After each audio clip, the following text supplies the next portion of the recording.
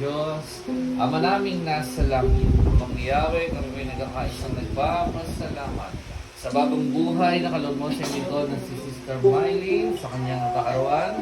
Sa araw pong ito, sa ika-26 na taong kaarawan. Pray, unat manawang iyong mapagpala at mapaghimalang kamay. Basbasan mo at nuspusin ng iyong lingkod, ng iyong Espiritong Banal, ng iyong kapangyarihan, karano at kalamang nagmumula sa iyo.